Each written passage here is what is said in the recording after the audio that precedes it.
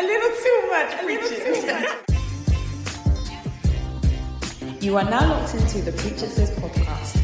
We're here to free the real on the transitional struggles Christian women face. We will be better and do better. So welcome back to Preacher Says Pod. How is everybody today? Good. Well, this is the final part of our 4-part series to do with Black excellence. We're focusing on looking at Black men and women in the Christian scene that are also doing amazing things, not just within the body of Christ, but also just in general. They're just doing amazing. So we wanted to end really with a great man. But before we start, I'm going to introduce myself. My name is Abby Soye. I'm going to pass it over to whoever else wants to. I'm joking. Today you have Abby Soye. Myself, Kenya. And Roslyn. This girl. Hi. Every time. And we have an amazing guest as well. Ladies, who is going to introduce this wonderful guest today? I shall. So today we have the one, the only, Kojo Marfo. Welcome. So most of us know Kojo for owning and being the founder of this amazing company, which has been around for a very long time. Because I remember when my husband was in university, he would talk about it a lot, and I was like, oh, okay. And that was a very, very long time ago. So it's more than it seems as though My Runway Group has become a lot more than maybe what it initially started off to be. So we're very excited to hear about your journey. And, hopefully your story will empower a multitude of Christians who also want to do well in the body of Christ and to bring glory to God's name through the work that God gives them to do.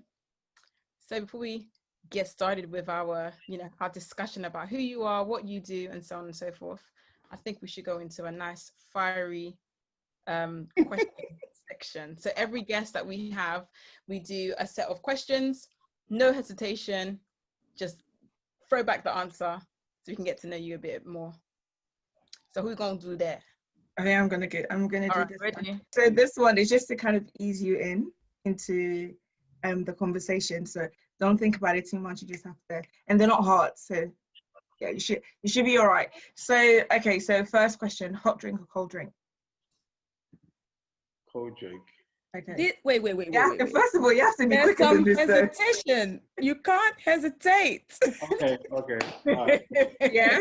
Okay. Cool. Old Testament and New Testament. Oh, you froze there a little bit. Oh. I promise I'm not trying to buy time. I'll let you do Okay. Okay. So, Old Testament and New Testament. New Testament. The last person you called.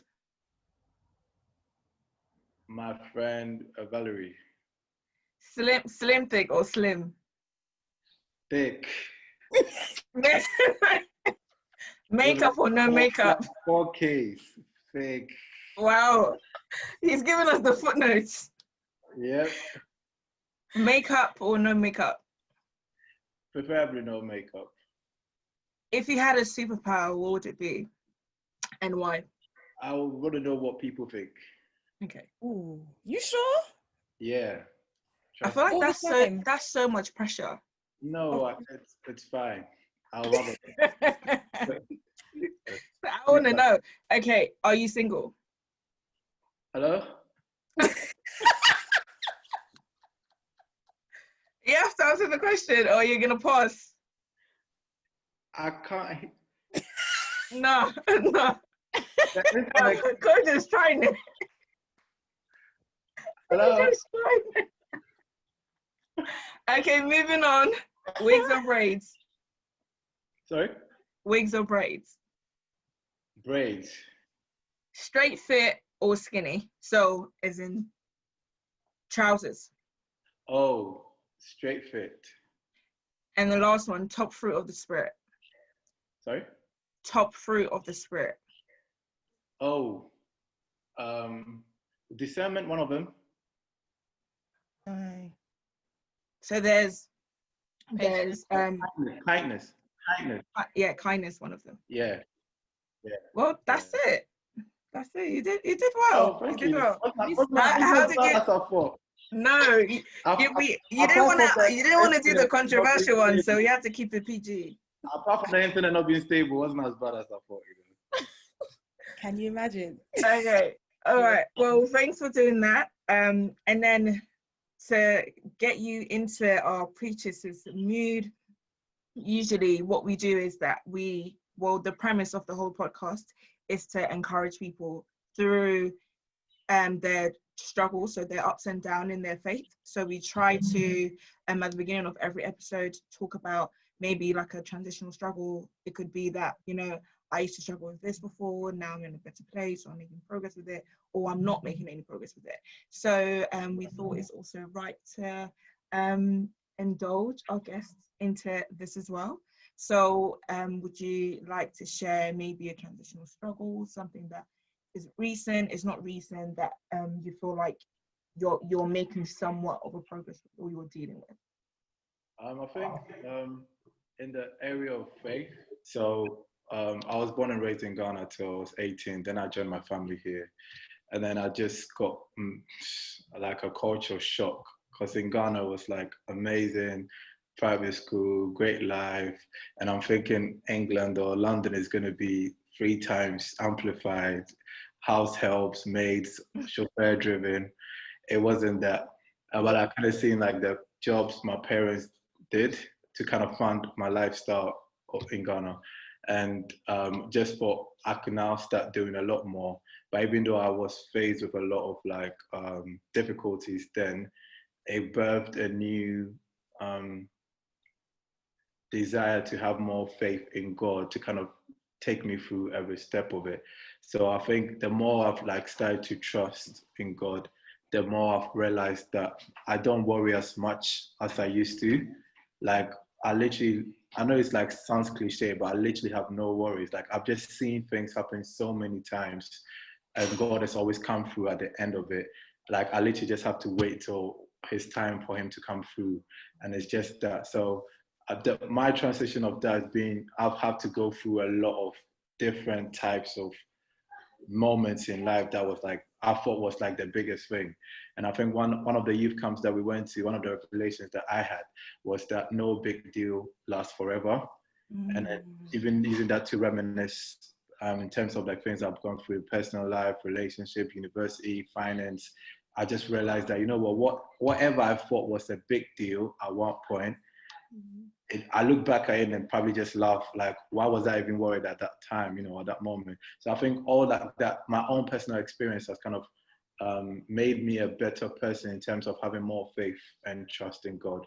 I don't know if that's a good answer to it. No, that's spot on. And I think a lot of us can relate to that. A lot of the times, sometimes we have to go through the ups and downs in life to then try and get that hope from a bigger source, and not so much like people or what we will put in our hopes in or whatever, but just a higher power, which is God. So thanks for sharing. I agree. Nice. Wow. So I feel like I know you already, but I feel like I know a bit more about you now. But I hope you're all feeling more comfortable. And today, we just want to just find out how your journey has been. Particularly, you're doing amazing for not just community in general, but the Black community. So I don't want to go into it. I feel like this is your moment to share it, but you're doing something amazing, and it's an honor for us to have you on here to just share what you're doing, encourage other Christians. Sometimes you don't have to be of the world to do something that the world will admire. And so could you tell us a bit more about My Runway, what you're doing now, Black in Carnaby, or Black in Carnaby. Right, okay, Yeah, sure. So My Runway Group started 7 years ago whilst I was a student in Coventry University. So a friend of mine, Darryl, he was very keen on having a fashion show for his sister, because his sister had like a fashion brand. And then I was like, yeah, we can put something together and have like a fashion show. But that wasn't like it wasn't my first fashion show. So I used to do like creative events, like comedy shows and fashion shows and whatnot. And I thought, oh, just be another boring fashion show. And if people don't like your sister's brand, then what? You know, what if she doesn't even show up and it's just whatever? There was nothing cool about it, like doing another fashion show. So then I used to be housemates with another girl called Sinead from Warwick, Sinead Banfo. And then she thought, you know what, this can be very theatric. It can be, we can add extra stuff to it. And we didn't know what we were trying to do, but we just thought we had like, I think like 4 days to try to put something together. And then I think because I already had like a traction of doing events and being in ACS at one point, people kind of like trusted me to put out something of a certain standard. But mind you, everyone that came to the first show had no clue what they were coming to. But we managed to sell out, and that model was literally to give opportunities to creatives that are students. So then people that wanted to help out, that were like makeup artists or creative directors or event producers or whatever, or photographers, models, designers, we can literally be able to support them or give them an opportunity to showcase their work or talent in general. So that case study was literally just for students in Coventry and then a little bit of Warwick in there. You know, you have to always add the bougie to the. I could not. Right. So that went very well. Like I said, we had like almost like 400 people in a 350 capacity. People were standing outside.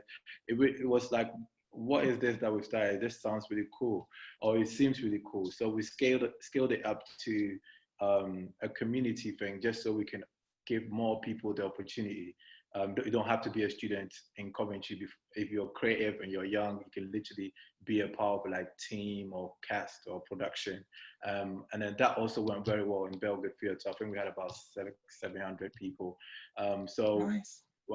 After that, thank you, we scaled up to a regional theatre production, which was the first time like there was any sort of production that involved young people from like Leicester, Birmingham, Coventry, all working on like the same thing at the same time. That really went well as well. So we had Albany Theatre that sold out way behind its time. And then at that moment, I just felt like we've got to like the ceilings of what we're trying to do here, because it can't go any bigger than regions, because you've done a bit of like West Midlands, East Midlands, all around the same production. And I was moving to London anyway, so I thought, what better way to kind of introduce it to a new market or audience, even though a lot of people that have been through it, like the 3 years of being in Coventry or the Midlands, were pretty much majority of them were from London anyways.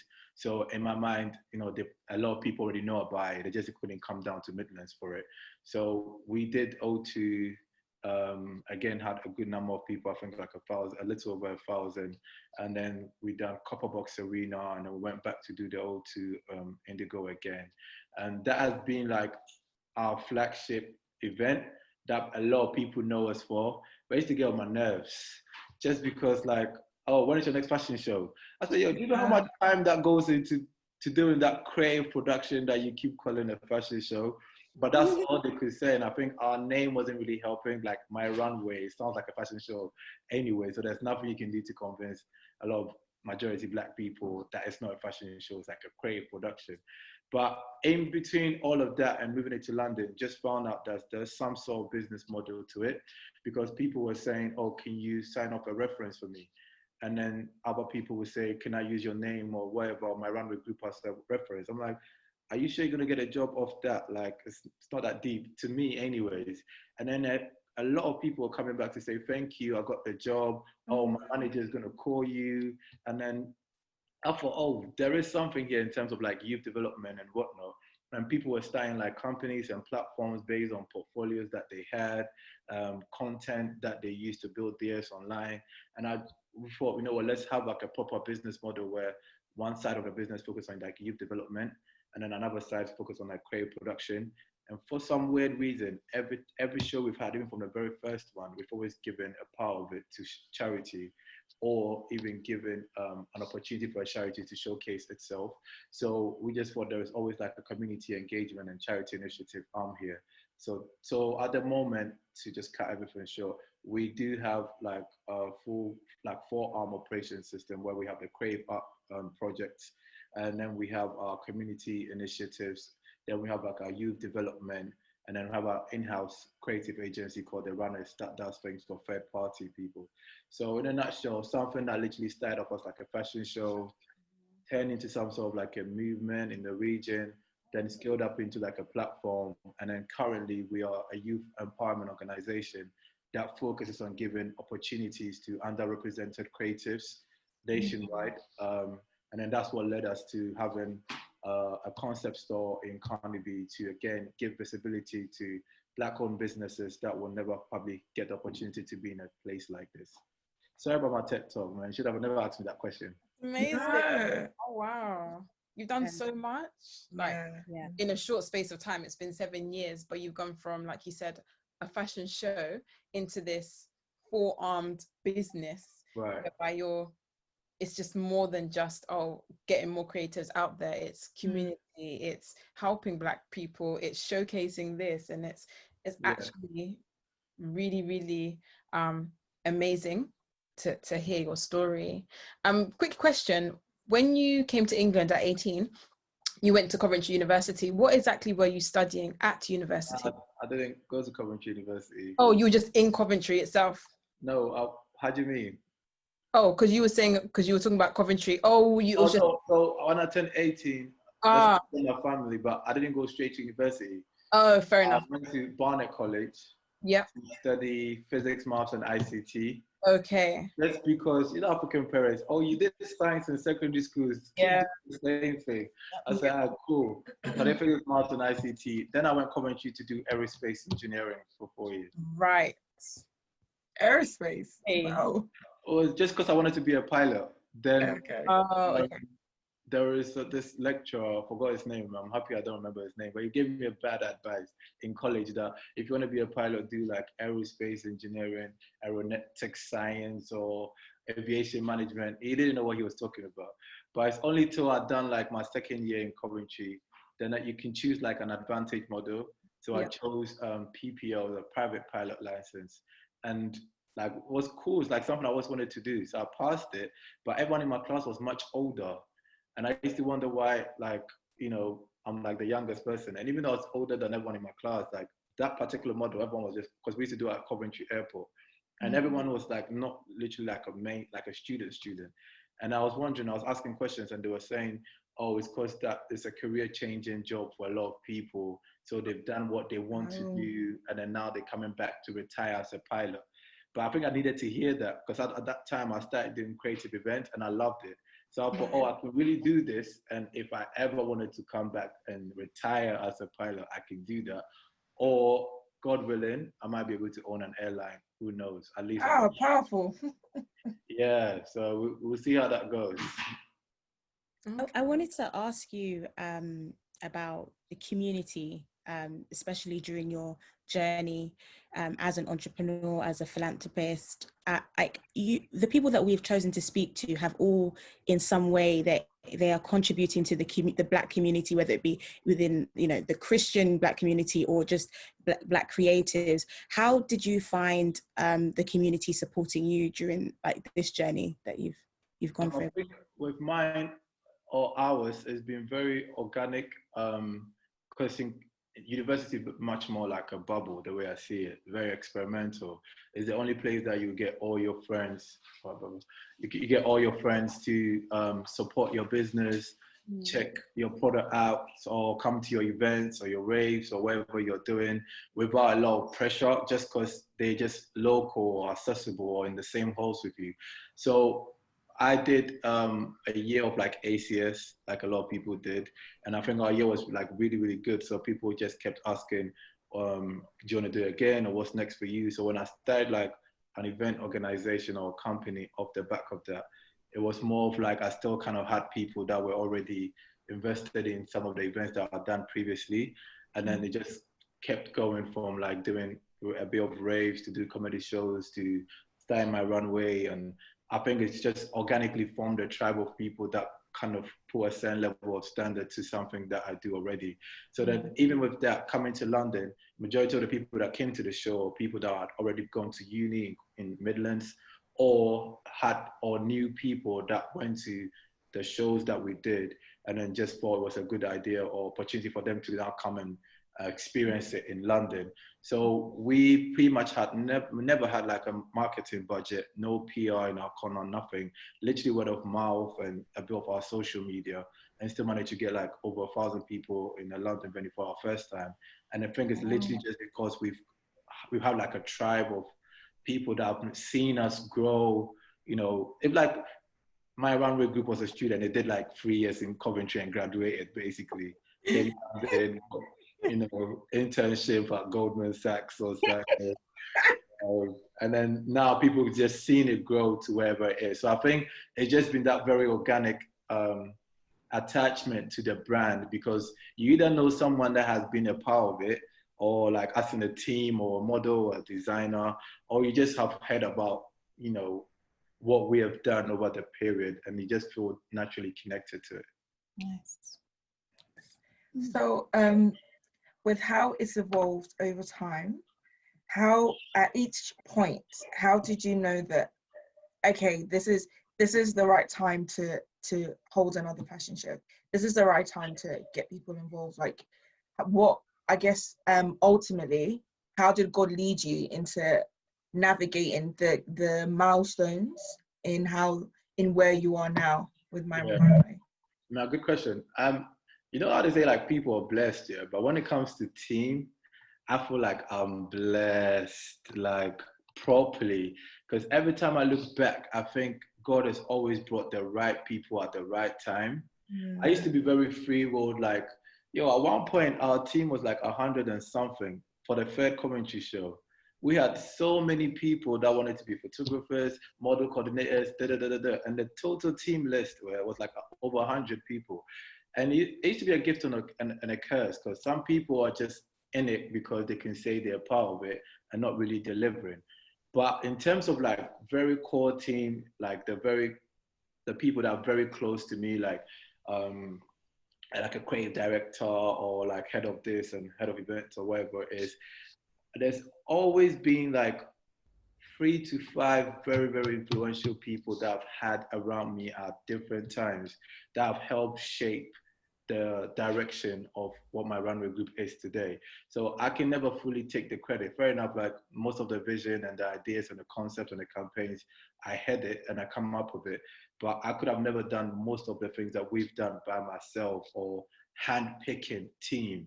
It's just so organic how people just become like a part of what My Runway Group is. Like, clear example is I used to like live with Sinead. If I didn't see her at Brent Cross at random trip with my mate, I'll never become a housemate. And the idea of having a creative fashion show, creative production might never have come up, you know, because when I've never had that type of conversation. Different people like Shanice, she was creative director at one point when Sinead was not able to carry on. And again, she brought something very different. She was not a Londoner, she was from Birmingham, and literally just had a different aura in terms of experience and energy. Like the girls that do Vamp now, Christina, Rumbi and Ruby, they literally started doing PR for us, like their very first time doing any sort of PR for like 2 years, very dedicated with their work, getting brands involved, all of that kind of stuff. And then obviously they started Vamp from the back of that. So it's just, and it all up to now, like Frida, Ashley, they like co-directors.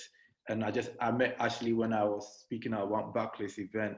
And after that, he's like, oh, if you need an accountant, let me know. Bro, I need some HR, bro, see if I excited that ASAP.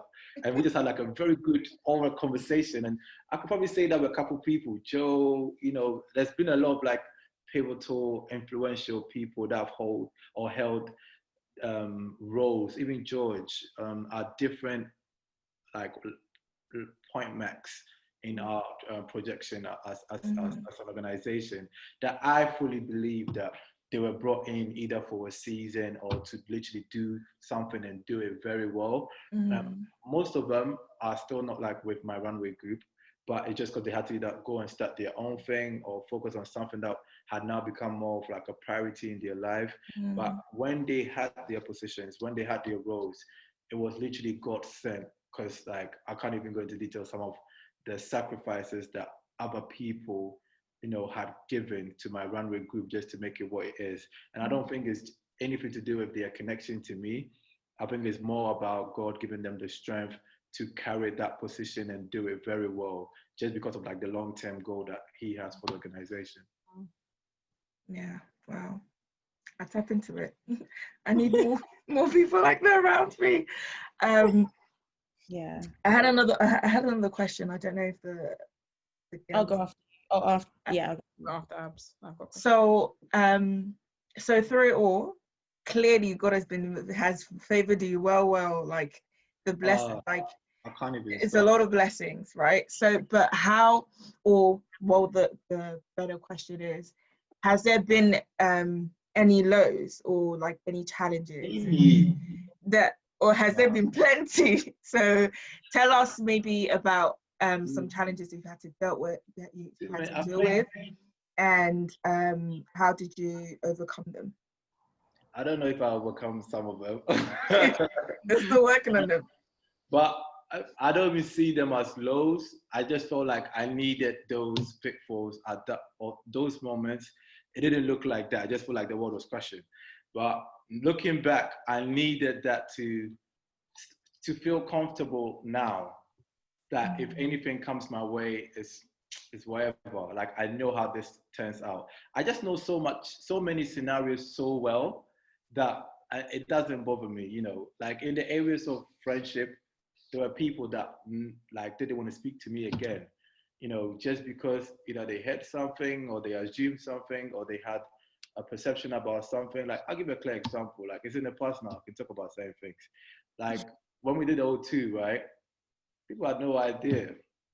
So Daryl, the ticket sales were not moving like how what you call it, the university times were. Because you know, uni you can sell out, people buy tickets, good. Yeah. London, they wait till like the week of Yeah. the event. All people want their money, all of that kind of stuff. So ticket sales not going very well. But I understand Daryl now. Like as a business, it didn't make sense to him. So he's like, oh, I need to go. Like this is not working type of thing. So it was just left with me to like take on like a massive, I think they charged us like 20,000 dry hire. Like they did us dirty. Like we paid less 2 years after, imagine. They didn't want to have us. But I just thought to come London, just have to make a statement, right? So in terms of like friendship, I fell out with like different people of like finance even. And then other people see stuff like O2 or they're in their mind, you got money, you paid the O2, you got this, you got that. So the show looks like either water in a champagne bottle to outsiders or champagne bottle in a water bottle to insiders. And you're caught up in the middle trying to explain yourself. And then when ticket sales don't even scratch half of venue, you got yourself to blame because you have all this insurance cost and PRS that you didn't even know about. You have to pay 10% of this, and the venue charges you XYZ if you film. I literally have no clue about these things. So it was like a massive loss financially. Like my first time of going into full debt, like over 5 figures debt, like about 17,000 ish by myself. I literally like, yo, where is this coming from, right? But then again, all throughout that, I was dealing with people that were saying, oh, about 1,000 people came. If you did the maths and everyone paid £20, wow, that means Kojo made about 20,000 and he doesn't want to pay people. And I wish people were like more forward to have conversations about how we did. It was more hearsay and, oh, we have 1,000 people in the building, times 20 is this, or times whatever. Meanwhile, the guest list is all free. Every team member had like class 4, 5, tickets were flying out that weren't accounted for, you know, a lot of those kind of stuff, right? But I just felt when things were easier in uni, but when we got into the real life, I didn't have the support that I felt I needed, you know. And then even on the back of that, I still went on to do like another show. And then we got hit with racism from like a venue manager. I still want to do a documentary about one day. I just don't have the energy for that guy yet, right? He literally said stuff like, if you had more than 500 people in this space, I'll make sure I get dogs and police to kick you and your people out. And this is someone that we pay like 16,000 for a dry hire. He promised us XYZ, didn't deliver. Then he said he had a security meeting and he can only have 500 of my people in the space. When we've already sold like 1,000 tickets, that was the year that we're going to make enough money to pay for the debt from last year, all of that kind of stuff. And we literally had to beg him to have 1,000 people in the space and refund people, announce that we don't have any spaces left, you know, and I'm just staring at another debt for another second year in a row, just a lot of money just going down the drain. Then internally, you have to deal with people that are saying stuff like, oh, you booked this artist, that means you're spending so much money, or this space is so big, how are we gonna fill it? And oh, the models need to eat. Are you covering the expenses? Yo, and I'm like, I'm one person, but Wow, that's a lot. look, every summer I used to lose weight. Then winter I gain it. Then summer I lose weight because that show used to drain me like a lot. And then it was just a lot of stuff that you have to deal with people saying X, Y, Z. Like I'm so used to it now anyway, so it's fine. But back then I didn't really know how to deal with it because I'm like, I would cry in my room, literally. I'll pray, I'll cry. Like it didn't make sense to me. Like the day before, like the Copper Box show, the event was cancelled. The guy literally emailed to say, don't let Kojo and his people in. And literally because he hadn't received a production plan from our production company.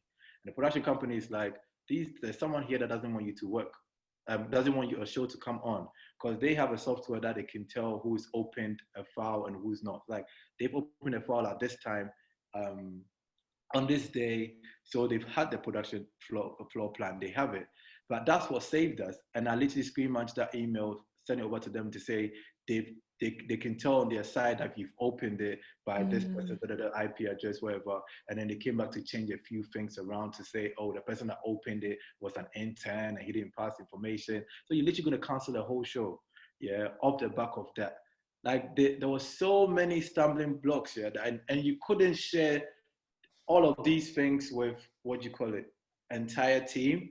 But in people's heads, their mind is like, oh, you're moving, you're doing this, you're X, Y, Z. And I didn't know how to deal with that a lot, you know. So people were just having a fun time running stories and rumors and hearsay, even in team, you know, and then friction between you and people or team members that you, like after the show, you don't even get along with well, like it's just a lot of headache and emotional drain when it comes to, I understand everyone is like emotionally invested, but people didn't deal with it the more matured way, if that makes sense. And then in terms of like just everyone being on the same page, it's a tough one because I remember even like the Copper Box one in the morning, there was like so much friction, whatever. I called everyone else to pray, yeah. Then I just started praying in tongues and I just started crying and there's like 50 people in the room, yeah. Then this person started crying, that person started crying, that person started crying. This is like people speaking in tongues, they're just crying. I didn't even know some of these people were Christians. So in my mind, yeah, like God is in the room with us. We're all unified and it's all going well. Then a couple hours down the lane, like the same people turn around to just act weird and funny. And I remember when everyone had left to go to like after party, it was just literally me, I think someone else, or my brother or something, or Daniel from my church, like literally sitting there in that massive arena. I was thinking to myself, was all this even worth it? Like I'm staring at another year of debt here in my face, just because someone's racist, people not pulling their weight with ticket sales. Everyone's assuming it's gonna sell or do well. We've now had to cancel tickets, refund people. Like, is this even worth it? Like, I kept questioning myself. What my mom used to say, like, who sent you? Like all the time, right? Like I feel like I'm translating that into your mind. Very key. It's literally, it's okay. Hana small. Like why small? Why small? Yeah, Devia Boka, Devia also when you like it was almost like every day there's no money in it, but you just want to keep going, and it's the same, it had been the same story. And literally the reason why I, I, I stopped the show was because I was tired, honestly. And I just feel like other people the world needs to see us differently as well. Because like the youth development was doing well. We're doing like industry nights, try to build like theater, all of that kind of stuff. And I just used to get a lot more from that in terms of like people being grateful and people taking it a bit more serious and having more social impact on the youth development side of things, as opposed to the huge production that I honestly think it was a little bit ahead of its time. Like as a team, maybe we weren't too ready for what these kind of things or come with, but don't let me bore you with my long talk, man. Well, I'm not bored. I'm yawning. Serious tea. We're getting to know, because obviously when you see a event happening, I've never personally been to your events, but I've been to other events, and it's like you do think that, wow, this person has got everything covered. They've made a serious profit out of this, and but there's so much more to it. And I know that you said that you made a decision to turn around and look at other aspects, or to spend more time on other aspects of your company. But how did you, in those moments, especially after the first O2 event in London, how did you then, or what motivated you to still do another one? Honestly, what made you not stop? I literally don't know. I think, to me, and I think I've said this before about like my paycheck become non-financial. I had come to a point where I've accepted that this thing doesn't pay in money. It pays in people saying thank you, or people's mothers emailing to say, first time I've seen my daughter or son be productive of their life, or people say, Kojo, well done, or the team did well, or maybe a show where people feel like they can throw you up the air. Those are the moments that I used to think were the paychecks, right? Not, because up to now, we did like 6 shows. So maybe the first one, there's a lot of like change in terms of like a couple £100 that we made. The second one, huge loss, big loss. Third one, I think we made like a 1,000 or something on top, and then we split it, and I got like 100 or 200 pounds. Yeah, everyone that we've done in London in terms of like O2, Copper Box, back to O2 again, never made any money from it, not even a pound off it at all, zero. But it's built a kind of like social capital in terms of what the value of the whole organization is. And looking back, some way, somehow, it was worth it. But I always thought the next show will pay for everything I've lost. Then the loss is like way more. I'm like, you know what? This is like the next show that's gonna pay for everything. Like the Copper Box one, we have sold 1,000 tickets and it's like 2 weeks to go. Like that never happens in London.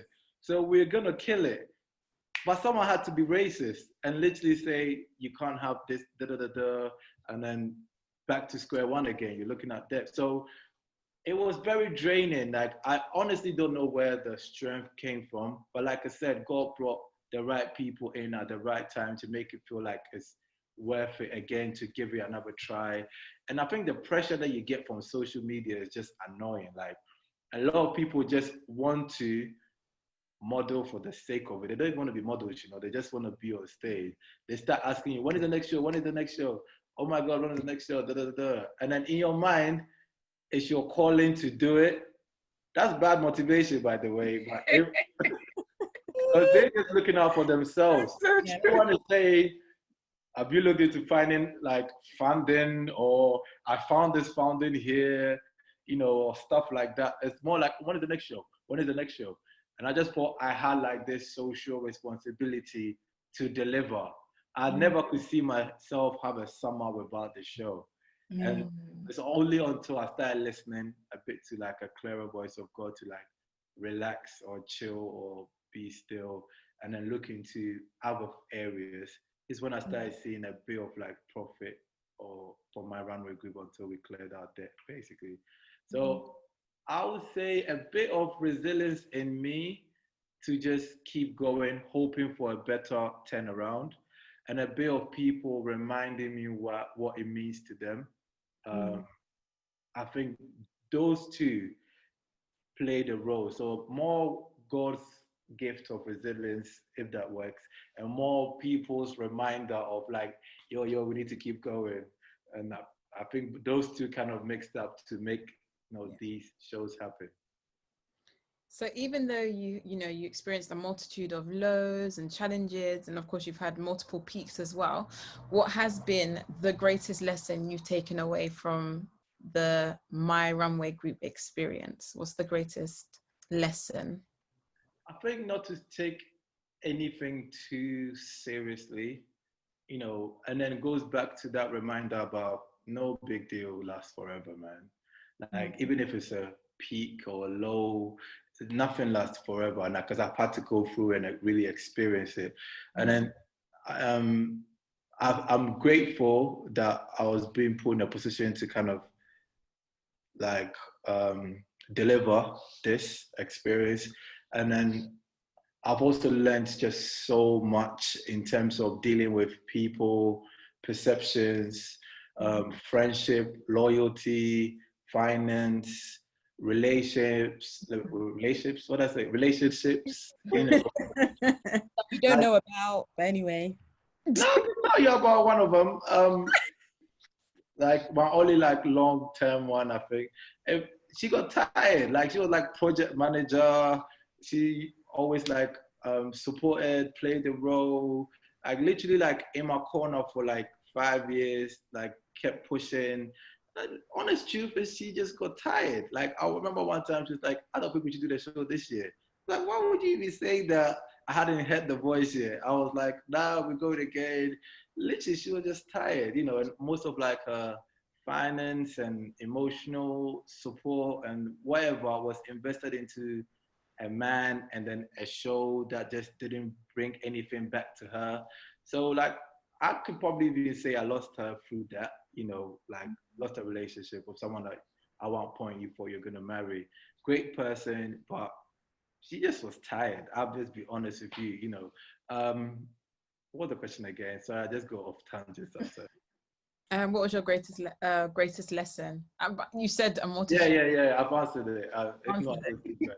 Yeah, you've answered it. What's it called? So I was wondering if you had to basically advise our listeners that are looking at building some sort of brand, right? And it's like it's a real journey to actually establishing yourself, and there are so many moving parts, especially the human capital part of it. And you said something about you kind of came to the realization that some people come for seasons, and so not everyone is going to be there all the time, right? So what would your advice be for somebody that is trying to start something, find the right people, but also be okay with this person has come, they've gone, like it can affect friendships, all that, like the difficulties. What would you say to somebody that's maybe trying to be okay with that part of the journey? I think there's like a Bible story that should probably get told a lot more in the creative circles. It's got to do with Nehemiah being asked to rebuild Jerusalem, and it's probably like a couple of chapters. It's not that long, but there is so much to learn from that particular story. And I just keep reading it these days just to remind myself, because he obviously had a little bit of doubt in rebuilding Jerusalem. It was just completely ruined. And where is the help going to come from? It didn't make sense to him. Like, how are we going to rebuild this whole great city that has been completely ruined and stuff like that? And then literally when he just made the first effort or start to put certain things together and just start having conversations, even with certain tribes and all of that, then this family said they would take care of the gate. This family said they would take care of the walls. This family said they would take care of putting together all like the rooms and putting it away. This family said they will feed everyone that comes on board. And even though it was like, what's the guy's name, Shambulax and whoever were plotting against them, and whatever it is, they literally had their full trust in God that this will work, because they believed, or he believed, it had come from God for him to deliver. And this is the disconnect between a lot of creatives and where their ideas or source comes from. Once you just start to surrender that this thing that is gonna make me famous, make me a millionaire, make me Gandhi, make me like this champion, make me whatever, yeah, comes from God, like the Almighty Creative, then you just know that he's literally going to put the right people in your way to make it work. Like there's nothing that he's sent here that has returned to him void. Like if you don't like own it and align yourself with him to deliver you through, or it's not even more about you, it's about what that thing is going to do. So like a lot of people's destinies are tied into My Runway throughout the 7 years. So it's got nothing to do with me. There might be some amount of blessings or favor because I'm carrying it, but it's bigger than me, you know, or even the group itself. It's the impact of what it's going to do for people. It's what is going to spark businesses. It's going to bring families together, you know, and I've seen that happen so many times. So you just need to understand that, one, you've been carefully chosen to deliver something, right? You're not a genius because you fall by it. You're a genius because you've been chosen to deliver it. And that brings some level of humility to you. Like, I'll never walk around to say, I did this venue, I had this many people, or I got this funding, I got da. Because I've just now come to understand where these things come from, and they're meant to aid you into your goal or the journey. And then everyone else's destinies is tied onto it. That comes with like a huge responsibility. That means if you start making mistakes, if you start doubting, if you start moving as if this is yours, then you end up like Peter when before you could walk on the sea. Like, it's all me now, and then you can drown. But literally when he started focusing on where his help was coming from, he's not going to drown anymore. But even if he was supposed to drown, at least he knows God will deliver him. So I think every creative, especially every Christian creative, should literally try and set themselves apart. One, by firstly understanding that you've been carefully chosen to do God's work. And then two, a lot of people's destinies are tied into your purpose and what you're delivering. And three, is going to happen regardless. You just have to count yourself lucky that you're part of the program or the design. And then now pray to God more for clarity of how to get about it. I think I probably could have got to where I am now in like 3 years, possibly. Made some very bad decisions, got involved in a lot of like external stuff maybe, or trusting some people too much, or listening to my selfish or flesh desires at one point a bit too much. It made the journey 7 years. Who knows? Maybe it's all part of the plan. At the end of the day, as long as you always keep reverting back to where the source is or who the source is, like his grace is ever more sufficient to like just keep us going. So no matter like, and this is for anyone else, right? I might be going off, but no matter what either people say or what it looks like to the outside public or the whatever, right? As long as you just know, you just have to start believing something in you, that this thing that I've been given is for like a purpose or a long-term goal. Nothing anyone says, yeah, it's good to take advice, but nothing anyone says, especially when it's contradictory to what your spirit is, should matter to you. The earlier you grasp onto that, yeah, you literally start focusing on, like Peter focusing on Jesus. That is what is going to happen to you in your next phase. But another thing is, a lot of us as creatives, we forget, and then it comes with like spirit of pride, likes and comments get you thinking you're the guy, you're trending, you know, you're viral. All of those things are, it's a reminder of what the thing is. It's not the thing. Like imagine if the reminder, Joseph, right, imagine if Joseph slept with Potiphar's wife, right? Yo, Potiphar's house is no joke. That guy is like a ruler. It's definitely like a castle. He must have had chauffeur driven, all of that, nice maids, like all of that. He was looking after all of these things. he can start thinking he has arrived. This is it. This is what God wants me to do. This is it. Doesn't get any higher, especially as an immigrant from wherever, Israel, where I forgot what Joseph originally from, right? Or as a Hebrew, he literally trusted God that there was always a step higher of where he really wanted to go. And even though he went through jail before he went back into the king's house, look where he ended, just because he never made it about him. He never got proud. He never thought, I have arrived. This is me. This is all of that. And I think a lot of people, small likes, small comments, small funding, small newspaper feature or small list they put you on top and then you're the guy. It's important to appreciate these moments as you go, but there is so much that little thing he's put in you is gonna manifest if you just allow him to lead, as opposed to you thinking you've got this. I don't know if I'm making sense or I'm just talking. Making so much sense. Preacher, sir. We're gonna give you preacher, sir. Preacher, sir.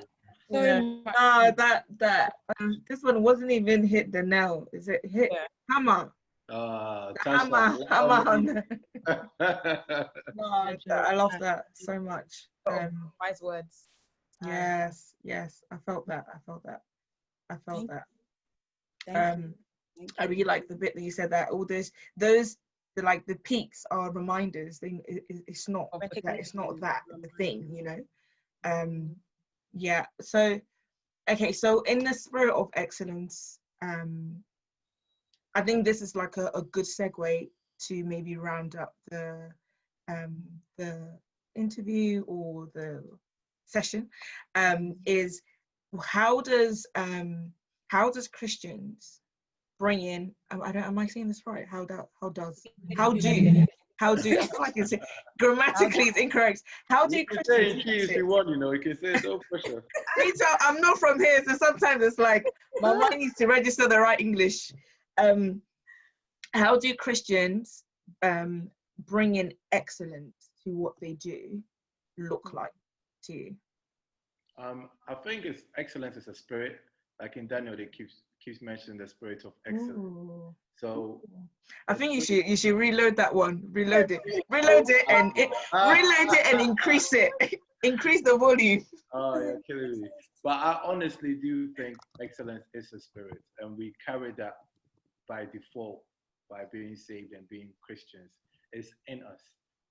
It's just a matter of us allowing it to manifest in every single thing that we do. It's not like discipline, or it's not human, or it's inherent in us as being children of God, period. And then we just have to allow it to manifest in every single thing that we do. But one thing I also live by is the fact that mediocrity is a sin.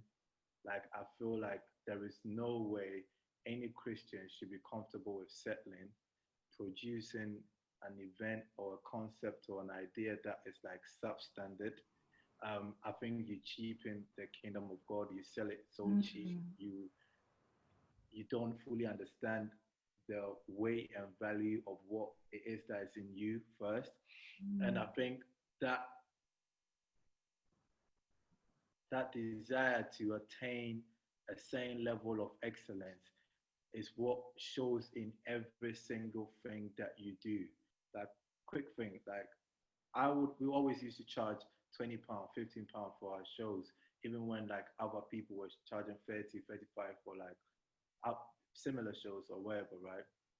But I just always make sure that we put so much work into every single thing that we do. Like, even if it's like a master class or whatever it is, it's never a quick turnaround thing. There's a lot of like detail that goes into everything that we kind of put our hands to. And I think that is just you allowing that spirit of excellence to just show in everything. Because especially when people are paying for stuff, right? They're leaving a bit of their selves with you and trusting you to provide them with something in a country that is so difficult to earn. And even if they don't pay for it, there's still an exchange of trust. Like, I'm coming to this space to either get motivated, to either buy, to either listen, once you understand why you do events, it changes how you produce them. Like even here in Carnaby, I know people are going to walk in and not buy anything, right? Like on the stairs, as you walk up from like the um, lower floor, the basement, I literally had to put verses or inspirational things about Black is beautiful, life gets better, all of that kind of things. That even if the person, I don't know what they're going through, but them walking through the door is an exchange of trust that I'm going in there hopefully to see something or or get motivated or get excited or change my idea about Black people or Black excellence or whatever we call it. So I know that when I have people want in my space or if I get people's attention, it's my way of sharing my gospel or ministry with them. Like even up to the fact that we have frames of people, creatives that we think the world should know about. We didn't have to put their pictures up there. However, a young person can walk past or go down the stairs, see Eddie Caddy, see Ron Rotimi, who is like a sick architecture photographer that I think people just should know about, or see Nana Pokes that started composers, you know, stuff like that, just to start conversation and just make them feel inspired. So that is where I feel like the spirit of excellence is in details and it's in you being intentional with understanding your ministry and making it accessible to people. Like I know this is a store. I also know that people are gonna walk in. It's my attention. So sometimes we have Kirk Franklin on repeat on our playlist because I don't know who's going through what, you know. And I think that's something that we've had to apply for to every little thing that we've done. Then I hope I can share that with other creators for them to understand that it's a ministry. It's really like there is a Bible verse that I forgot, but it describes God's position as like epicenter, yeah. And then there is, the names are just blurry in my head now. There is like one person that is like on the same level to his right, which is like the tribe that are allowed to be like prophets and church, what do you call it? Like pastors and elders and basically people that are in church as like spiritual heads, right? And there's another person like on the same level of like his left arm, and that person is descendants of, I forgot the person's name. I'll find it and I'll send it to you so you probably can write it. However, those people are people that do God's work but do not have the titles of like pastors and priests and stuff like that. And those people are creatives and businessmen and people that have started their own thing are helping towards the church. That ministry is not sitting underneath the pastors or the priest or the high priest. It's actually on the same level. So technically, you're a pastor, you're a high priest, because like you are the same level of them or equidistance from God, right? And then when you start seeing that, that means like you're directly connected to God, and there is so much that you have to like give out to your community or your family, or someone's destiny can change just because of a decision that you make. Then you realize I have to put or allow the spirit of excellence to be evident in all that I do. Like they say that about Daniel, like it was evident in everything that he did. There wasn't no slacking moments. Like people run rumors about him to the king, all of that kind of stuff. His response, all of that kind of stuff is like there's a spirit of excellence that like evolves around him because he just made sure it's evident or manifested in every little thing. So like just to round it up, I just wish that creatives, especially Christian creatives, just allow that spirit of excellence to like flow through their ministry, you know, which is basically their work, their podcast, their events, their businesses, all of that kind of stuff. And not really think too much about what people are going to say. Because sometimes the criticisms can come from your own church because they don't see it. It looks like you're steering a little bit to the world, but the spirit is supposed to be one. It's not a confusing spirit. If you don't see it and what's in you is the true spirit, then they're wrong. They're the ones that they've allowed themselves to be used by the devil.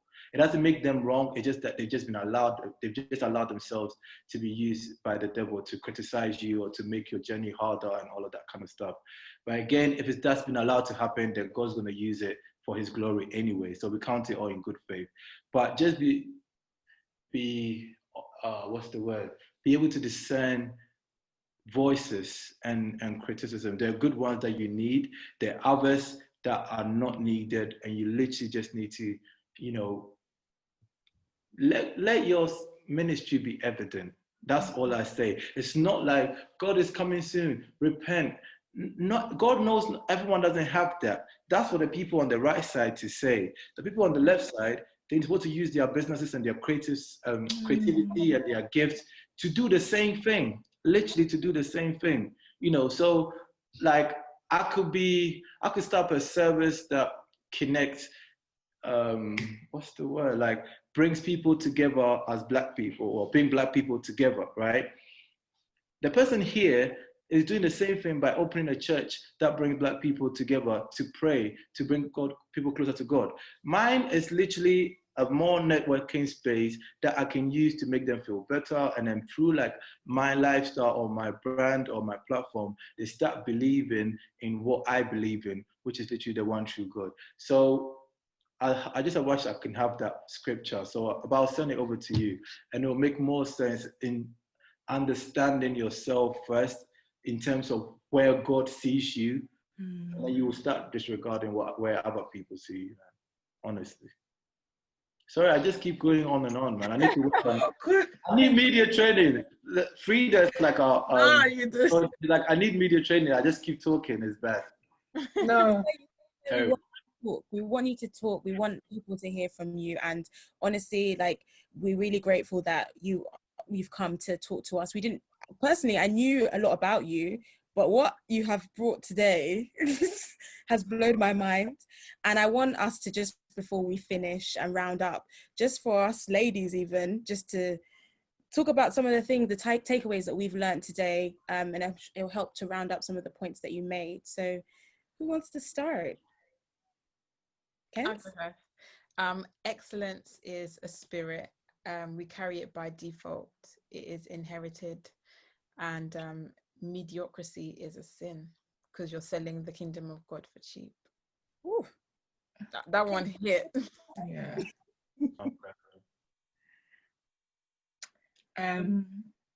There's so many, but I think what has really touched me is just really focusing on what God has placed on your heart, and not focusing on the noise around you, or be it that the claps or be it that the criticisms, they will come either way, but you really have to decipher, what to listen to. But the most important thing is to really have full grasp of what God has placed upon me.